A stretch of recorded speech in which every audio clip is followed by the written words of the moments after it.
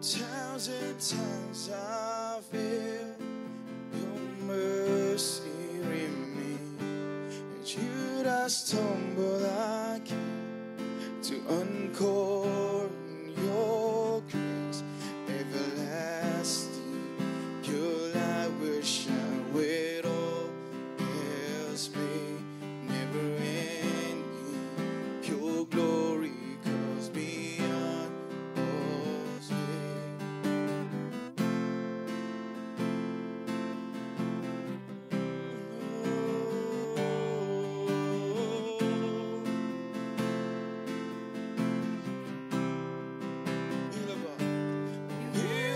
Above all else, my purpose remains, the art of losing myself in bringing you praise everlasting. Your light will shine with all else fades, never ending. Your glory goes beyond all faith. Yeah, my heart and my soul, and I give you control. Consume me from the inside out, Lord. Let justice and praise become my embrace, to love you from the inside out. Oh, we praise you, Jesus. We'll above all else, my purpose remain, the art of losing myself in bringing you praise everlasting. Your light will shine when all else fades, Never ending, your glory goes beyond all faith. Hey, my heart and my soul, and I give you control. Consume me from the inside out, Lord. Let justice and praise become my embrace, to love you from the inside out, everlasting. Your light will shine when all else fades, never ending. Your glory goes beyond all faith, and the cry of my heart is to bring you praise from the inside out, and my soul cries out, Lord.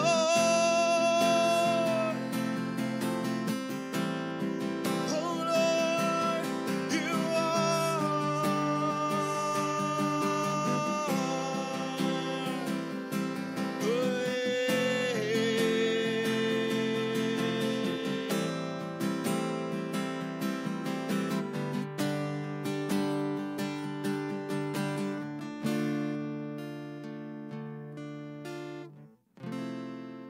my heart and my soul, I give you control.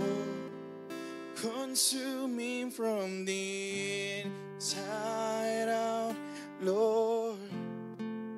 Let justice and praise become my embrace, to love you from the inside out, Lord.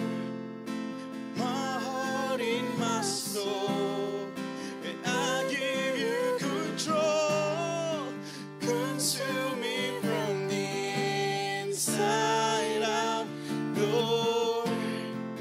Let justice and praise become my embrace, to love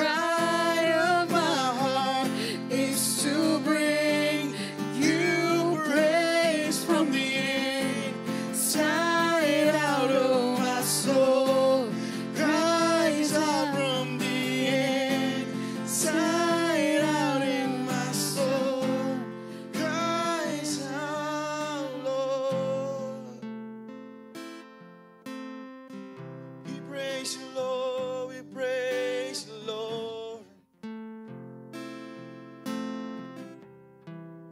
Oh, you are the worthy, worthy, worthy of our praise.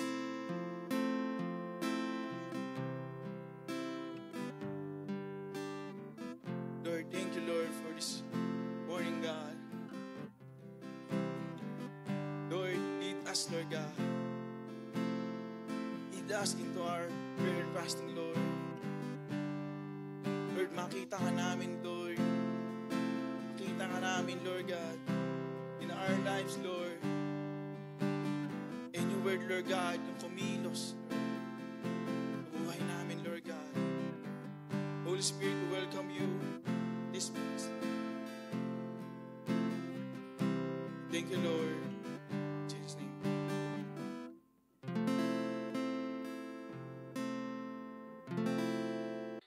Good morning, everyone. Happy second day of prayer and fasting week po sa buong RCMI family. Ako po ang inyong lingkod, Ate Remy Kimora po from RCMI Bulacan na magbabahagi ng ating daily devotion for today's prayer and fasting week. Ang devotion po natin sa araw na ito ay mababasa natin sa Book of Esther chapter 7, 1 to 10. Pero ang focus ko lang po ay nasa verses 3 to 4. Alam ko naman po, no, nabasa na natin ang buong chapters 1 to 6 sa ating devotion every day. At ituloy po natin ang journey ni Esther dito sa chapter 7 at samahan niyo po akong basahin ang salita ng Diyos sa umagang ito. Sabi po sa Esther chapter 7, 3 to 4 ng salita ng Diyos, Tagalog version po ito. Sabi po rito, Mahal na Hari, kung kalugod-lugod po ako sa inyo, iligtas po niyo ako at ang mga kalahi kong Hudyo. Yan ang kahilingan ko sa inyo, dahil may gantimpalang ipinangako sa mga taong papatay sa amin. Kung ipinagbili po kami para maging alipin lang, magsasawalang kibo na lang ako, dahil hindi yon gaanong mahalaga para gambalain ko po kayo. Pagpalain po ng Diyos ang pagkabasa ng kanyang salita. So let us pray po muna. Samahan niyo po akong manalangin. Heavenly Father, in the name of Jesus and by your Spirit, O God, we thank you, Lord, once again for this wonderful day, Panginoon. Salamat po, Ama, sa panibagong buhay, panibagong kalakasan na muli, O God, ay ipinahiram sa bawat isa. Salamat po, Ama, sa kabutihan mo, sa katapatan mo, God. At muli sa umagang to, kami po ay patuloy na dumudulog sa iyong trono, Panginoon. Father God, kung may nakikita ka mamahid ng dumi sa aming puso sa oras na to, patawarin mo nga po kami at linisin ang iyong banal na dugo. Salamat po, Espiritu Santo, sa iyong gabay sa umagang to. Lord God, ikaw po ang maitaas at ang inyong lingkod ang maibaba. Let your name be glorified. Thank you, God. We give you praise. We give you glory. In Jesus' mighty name we pray. Amen and amen and amen. So, good morning po ulit. Ang mensahe po natin, salita ng Diyos sa umagang ito ay binigyan ko po ng title na Taking Risks with Prayers Found Favor. Oh?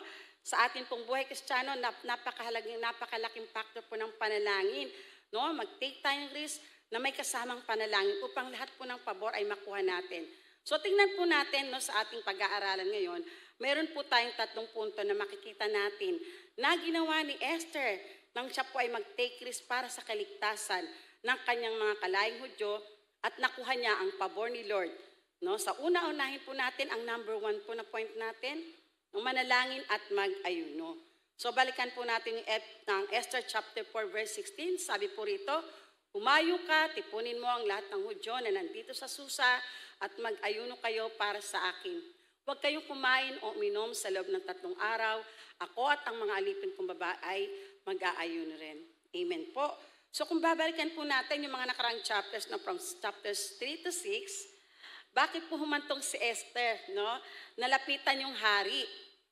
Dahil po si Haman, nakatiwala ng hari, ay nagplano, nalipunin ang lahat ng Hudyo, no? Dahil sa hindi po pagyukod sa kanya ni Mordecai. Siya po ay pinsan ni Esther, no? Humingi ng tulong si Mordecai sa kanya at ni-remind niya si Esther na may dahilan bakit siya napunta sa palasyo at naging reyna, no? Para mailigtas niya ang kapwa niya Hudyo na darating na sa padating na kapahamakan, no? At sa chapter 4 verse 16 nga po, Dito po ay nag-declare si Esther ng 3 araw na panalangin at pag-ayuno para sa kalahi niya. Para ipanalangin sila sa gagawin niya, panalangin siya sa gagawin niya paglapit sa hari. So ganun po ang sakripisyong ginawa ni Esther nung time na yon before siya lumapit sa hari. Siya po ay nanalangin muna. No? Sa ating buhay bilang Kristiyano po, no, magandang maunawaan din po natin na kung tayo po ay may mga pinagdadaanan sa ating buhay, no, dapat ang una po nating lalapitan at ang una po nating gagawin ay ang manalangin at mag-ayuno.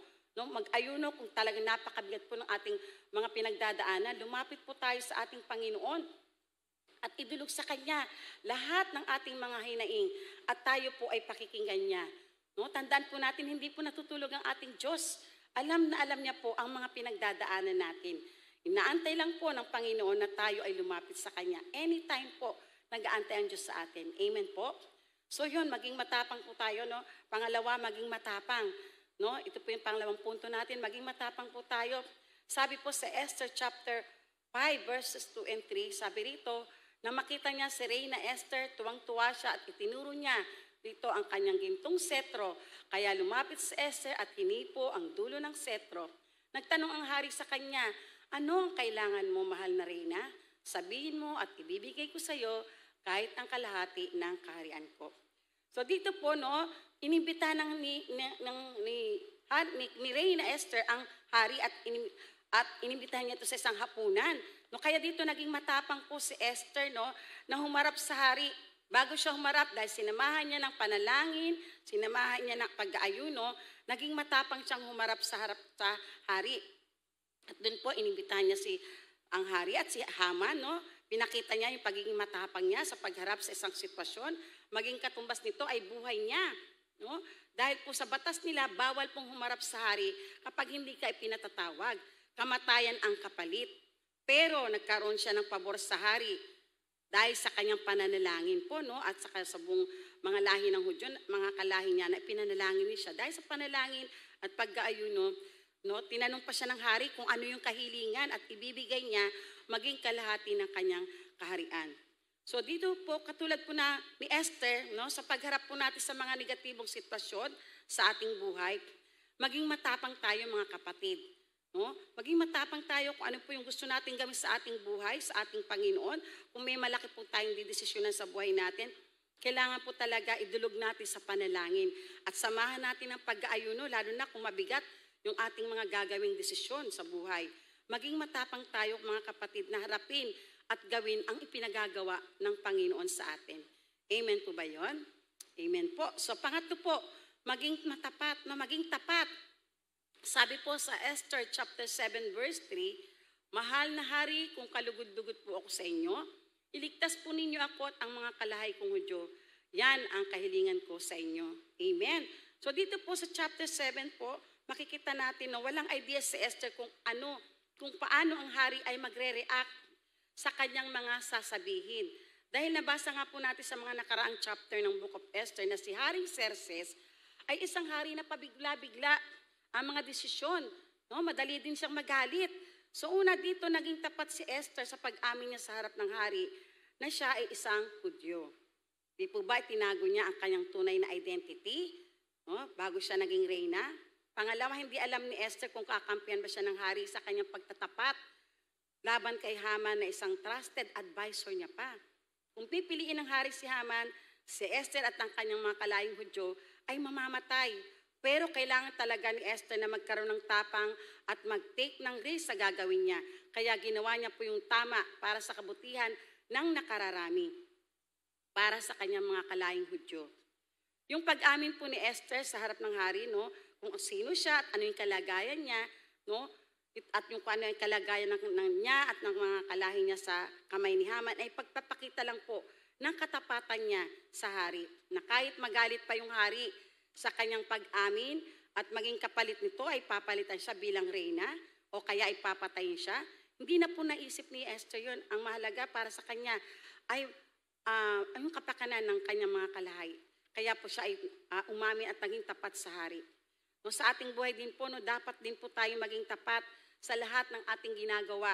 Sa ating pamilya, sa ating trabaho, sa ating komunidad, sa ating simbahan, At lalong-lalo na po sa ating paglilingkod sa ating Panginoon. Maging tapat po tayo dahil ito po ang nais ng Panginoon, no?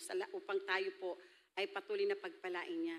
Maging mag-ayuno, manalangin, maging matapang, at maging tapat. Ito po yung kailangan natin everyday po, no? Taking risk sa ating Christian faith para po tayo po ay maging matagumpay na Kristiyano. Like Esther po, no? God calls all of us to take risks every day in our Christian walk with God. At ang malaking weapon po natin to take risks ay ang panalangin. No? Kaya po ang team natin for this month ay unleashing the power of prayer. No, katulad ng ginawa ni Esther, hindi siya natakot. Lapitan yung hari after niyang manalangin at mag-ayuno. Naging matapang siya sa paglapit sa hari at naging tapat siya na kung hindi siya nag-take ng risk ay katumbas ng pagkamatay niya at ng lahat ng kanyang mga kalaing Hudyo.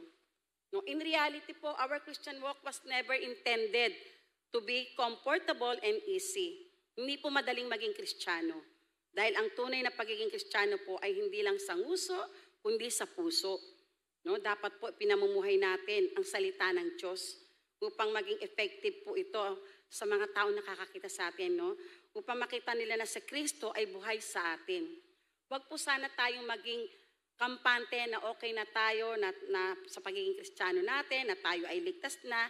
No, kung si Esther po ay walang pakialam sa kanyang mga kalahi, okay na po siya, di ba, na nakatira siya sa isang magandang palasyo, isa siyang reyna na masagana ang buhay sa loob ng palasyo, pero ang inisip niya po ay ang kapakanan pa rin ng iba. Tayo din po bilang tunay na Kristiyano, isipin din po sana natin ang mga taong wala pa sa Panginoon. Amen po? Yung mga tao na nabubuhay sa kasalanan, paano po natin sila aabutin at dadalhin sa harap ng Panginoon? Lalo na po ang ating mga kapamilya, ang ating Jerusalem. Okay lang ba sa iyo, kapatid, na ligtas ka na, pero ang kapamilya mo ay hindi pa? Kaya po ba nating lumabas sa ating comfort zone para umabot at mag-share ng salita ng Diyos sa ibang tao? Praise God po sa ating RCMI Church, di po ba? May mga programa pong iginagawa ang ating mga pastor, ang ating mga leader, nilaan po para sa ating paglago, no, yung mga trainings, mga discipleship trainings. Ito po ibinigay para sa ating paglago at pag-abot sa mga taong wala pa kay Kristo. No, kaya makiisa po tayo sa mga ginagawa ng ating mga leaders, ng mga pastor natin, sa mga discipleship trainings, sa ating main church at sa ating mga satellites. No? Suportahan po natin sila. No? At matuto din po tayo mag-disciple. Hindi lang tayo magbabahagi ng salita ng Diyos, kundi tuturuan din po natin sila kung paano lalago sa kanilang pananampalataya. No, katulad ng ating paglago. Amen? So, sama-sama po tayo mag-serve sa Panginoon. Let us serve God wholeheartedly with all our hearts, minds, talents, and abilities. No, let us give God the glory in our life. Amen? Let us pray and ask God, Lord, I want to take risk for you. Give me courage and wisdom. More of you and less of me, O Lord Jesus. Amen po. So ito po yung dapat nating ipanalangin every day in our life. So sana po ay may natutunan tayo sa ating devotion for today. So ngayon po ay dadako na tayo sa ating pananalangin. At samahan niyo po ako. Ito po yung ating mga prayer concerns. No? So number 1 po, let's pray that God is always at work in our lives, so we should put our trust and obedience to Him always. No, tayo po sa buhay natin every day, meron po tayong mga ups and downs sa buhay natin. No, hindi po laging masaya, hindi po laging malungkot, pero nagbabago po ang sitwasyon natin, pero ang Diyos hindi po nagbabago. Kaya patuloy tayong magtiwala at sumunod sa kalooban ng Diyos sa ating mga buhay. Amen po.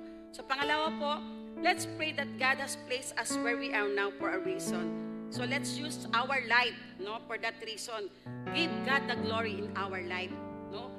Tayo po ay inilagay ng Diyos kung saan ka ngayon, kapatid, ano man ang position mo, kung ikaw man ay nagtatrabaho, ikaw man ay businessman, ikaw man ay pangkaraniwang nasa bahay lang, no? Mga nanay, mga tatay lang, na nasa bahay lang, walang ginagawa, mga senior na po. So, lahat po mga estudyante, lahat po tayo, kung nasaan po tayo ngayon, ano man po posisyon natin sa buhay, meron pong reason bakit tayo nandyan. So, let's give God the glory sa ating buhay dahil may reason po ang Panginoon. Amen? So pangatlo, let's pray for the people around us. Those people who are living in sin. Abutin po natin sila that God will give us courage to reach them out for Jesus. Amen po. So pang-apat po, let's pray for all of us to be consistent in our daily devotion, no? And mag-level up po ang ating mga prayer life. Kasi ito po yung kalooban ng Diyos, mag-level up po tayo sa ating pananalangin, no? Upang tayo po ay patuloy na lumago sa ating buhay Kristiyano, maging matatag bilang Kristiyano. At panghuli po, let's pray, Lord, for the strength, physically and spiritually for all of us who are in fasting this week. No, palakasin tayo ng Panginoon, physically, spiritually, magawa natin yung pinagagawa ng Panginoon sa atin sa mga panahon ito na tayo po ay nag-aayuno. Ano man po yung mga niluluhod natin sa Panginoon, let's have a positive attitude na sa pananalangin natin may gagawin ng Diyos. Prayer works. Amen po ba? So sige po, samahan niyo po ako sa ating pananalangin. Let us pray. Hallelujah, Lord. Thank you, Jesus. We give you praise. We give you glory. We give you honor, Panginoon. Father, in the name of Jesus, we thank you, Lord, O God, sa oras na ito, Panginoon. Salamat po sa mga katuruan na tinanggap namin sa umagang ito, God. Salamat po, Ama, na nandito ka, Lord. Alam namin, Lord, we acknowledge your presence, O God, in our life, O God. Thank you, Lord, sa buhay na patuloy mong ipinapahiram sa amin, O God. Lord, sa oras ito, Panginoon, Lord, patuloy kang manguna sa aming mga buhay, Lord. Patuloy kang kumilos, Panginoon, anumang sitwasyon meron kami, Lord God. Lord, I pray, O God, Lord, ikaw po ang manguna, Panginoon. Patuloy, Lord God, na magtiwala kami sa iyo at sumunod, Panginoon, sa mga pinagagawa, Panginoon, sa aming mga buhay, Lord. Hayaan mo, Lord God, na patuloy, Lord God, na manguna ka sa aming mga buhay, Lord God. Not our will, but your will be done, O God, in our life, O God. Lord, more of you and less of us, Lord Jesus. We thank you, Lord, O God. Alam namin, Panginoon, Lord, kikilos ka, Lord God, sa mga sitwasyon namin sa aming buhay, Lord. Ano man, Panginoon, mga pinagdadaanan namin, alam namin, Father God, malalagpasin namin ito dahil sinabi mo sa iyong salita, you will never leave us, you will never forsake us, O God. At sinabi mo rin sa iyong salita, O God, that Lord, sa Philippians 4:13, I can do all things through Christ who strengthens me, O God. Lord, salamat po, Panginoon Jesus, dahil napakabuti mo sa aming buhay, Lord. Ang iyong salita, ang patuloy na nagbibigay sa amin ng encouragement, O God, upang patuloy na magtiwala at sumunod sa iyong kalooban, O God. Thank you, Lord God. Thank you, Jesus. Thank you, Lord. Panginoon, tinataas po namin sa iyo, Panginoon, O God. Lord, kung saan kami naroon, anumang posisyon meron kami, Lord God, sa aming mga buhay, Lord, anumang katatayuan meron kami, O God. Lord God, patuloy, Lord God, alam namin, you have a reason, O God. Lord, you have a reason for our life, O God. Tulungan mo kami, Lord God. Na Lord, kung nasaan man kami, Lord God, ano man po ang mga pinagkakaabalahan namin, Lord God, ano man po, Panginoon, yung katatayuan namin, O God, sa buhay. Father, alam namin, you have a reason, O God. You have a purpose, O God, in our life, O God. Lord, hayaan mo, Lord God, na makapagbigay kami ng glory, Panginoon, sa iyo, Panginoon, kung ano man ang ginagawa namin, kung kami man po ay nagtatrabaho, kami man po ay may estudyante, O Lord God, kami man po ay mga nanay lang na nasa bahay, o kaya mga senior na hindi na nagtatrabaho, Lord, dalangin namin anumang sitwasyon kami, kung may mga businessman, Panginoon, O God. Lord, we pray, O God, hayaan mo, Lord, magkaroon ng reason kung bakit kami nandito, O God, na makapagbigay kami ng glory sa iyo, Panginoong Jesus. Lord, let your name be glorified in our life. Sa anumang mga bagay na meron kami at anumang posisyon meron kami, katatayuan sa buhay, Lord God. Patuloy na ikaw ang maitaas at maihayag sa aming mga buhay, O God. Lord, salamat po. Salamat, Lord God, for you are our God, Lord, na pinagsisilban namin, Lord. Alam namin, Diyos ka na buhay sa aming mga buhay, Panginoon. Alam namin, Lord God, na kami po ay patuloy, Lord God, na ibibigay yung glory, Panginoon, whatever we do every day. Lord, it is our prayer, Lord, whatever we do every day, Lord, we give God, Lord, the glory, Panginoon, ay para sa iyo, Lord. Lord God, yung glory, Panginoon, Lord God, ay para sa iyo. Ano man ang ginagawa namin, maging sa iyong kaharian, sa aming pagsisilbi sa church, Panginoon, kung nasaan man kami, Lord, ano man ang ginagawa namin sa mga ministry namin, O God. Lord, let your name be glorified, O God. All the glory belongs to you, Panginoon. Salamat po, God. Salamat, Lord. Thank you, Jesus. And Lord, we are praying for, God, sa mga taong nakapaligid sa amin, O God. Lord, ilalapit namin sa iyo, Panginoon, ang mga tao, Lord God, na namumuhay sa kasalanan, yung aming, Lord, mga kaibigan, O God, makakilala, mga kapitbahay, Lord God. Lord, help us, O Lord. Tulungan mo kami, Lord God, na maabot namin sila, Panginoon, O God. Lord, we pray, O God, bigyan mo kami ng courage, O God. Give us boldness and courage, O God, na abutin sila, O God, na ipakilala ka, Panginoon, sa mga taong ito, O God. Lord, use our life for your glory, Panginoon. Use us, O Lord, to have boldness, O God. to share your word, O God, upang makakay namin sila sa iyong presensya, O God. Lord, wag mong hayaan na kami ay makampante lang, na kami ay ligtas na, Panginoon, pero yung mga tao na kapaligid sa amin ay hindi pa, O God. Lord, give us the compassion, give us the burden to win souls and make disciples, O God. Lord, let your name be glorified in our life, O God. Gamitin mo po ang aming buhay for your glory, O God, to reach out more souls, O God, for you alone, O God. Thank you, Jesus. Thank you, Lord, for giving us the courage, O God. Lord, hayaan mo, Panginoon, magamit ang buhay namin, O God, for your glory alone, O God. To reach out, Lord, more souls and win disciples. And Lord, to win souls and make disciples, O God, for your name, O God, for your glory alone, O God. Lord, salamat po, O God. At Lord, ito pong panghuli namin panalangin, Lord, yung aming Panginoon, yung aming panalangin, Lord, na maging consistent kami sa aming panalangin at sa aming devotion every day, Lord. God, we pray, Father God, patuloy, Lord God, nabigyan mo kami, Lord God, ng araw-araw na maging consistent kami, Lord. Bigyan mo kami, Lord, ng desire every day, Lord, na unahin ka, Lord God, pagkagising pa lang sa umaga, Lord God. Lord, ikaw po ang una naming kakausapin, Lord God. Give us, Lord, let us, Lord, be consistent in our devotion every day, in our prayer life, O God. Lord, hayaan mo, Lord God, na mag-level up yung aming prayer life, O God. Lord, we pray, O God, Lord Jesus, na patuloy mo kami patatagin, Panginoon. Alam namin, Lord God, ng iyong salita ang magpapatatag sa amin, O God, bilang Kristiyano, Lord. Yung aming paglakad sa iyo, Lord, ay hindi madali. Lord, our Christian walk, O God, na hindi madali, Panginoon, but God, patatagin mo kami sa aming pananalangin, Lord, at sa patuloy na pagbabasa ng iyong salita, O God, at sa pag-ayuno, Panginoon. Lord, help us, O Lord, na patuloy, Lord God, sa week na ito, Panginoon, God, sa aming prayer and fasting week, O God, this week, Lord, patuloy mo kami, Lord, bigyan ng kalakasang physical, spiritual, O God, Lord, lahat po, O God, ng RCMI family, Lord God, globally na nagpa-fasting today, O God, this week, Lord, palakasin mo kami, Panginoon. Bigyan mo kami, Lord God, ng malakas na pangangatawan at malakas na spiritual, Lord, upang patuloy, God, magawa namin yung kalooban mo. Maganap, Panginoon, yung panawagan mo sa amin. Anuman po, Panginoon, ang aming mga prayer, Lord, anuman po yung mga design ng puso namin sa paglilingkod sa iyo, God. Lord God, i-bless mo ito, Panginoon, kung kami, Panginoon, ay patuloy na lalapit sa iyo sa panalangin at sa pag-aayuno. God, salamat po for giving us physical and spiritual strength. Lord, dahil ito po yung kailangan namin upang maganap namin, O God, magawa namin ang panawagan mo sa aming mga buhay, O God. Lord, let your name be glorified in our life, O God. More of you and less of us, O Lord Jesus. Lord, ikaw po ang maitaas sa aming mga ginagawa, Lord God. Yung paglilingkod namin sa iyo, Panginoon. Nawa, Panginoon, palakasin mo pa kami, Lord. Patatagin mo kami sa mga sitwasyong may mga pinagdadaanan ng bawat isa. Father, we pray, Lord, lahat ng mga ginagawa namin, ikaw po ang maitaas. Lord, let your name be glorified in our life. Thank you, Holy Spirit, for giving us the power, the courage, the wisdom, O God, upang, Lord, patuloy naming maganap yung kalooban mo sa aming mga buhay. Salamat po, Lord God. Tulungan mo kami, Lord God, na patuloy na maging matatag at maging, Lord, patuloy, Lord God, yung aming pananalangin, O God, ay Lord, maging malakas, Panginoon, magkaroon kami, Lord God, ng mag-level up yung aming prayer, O God, yung aming prayer life.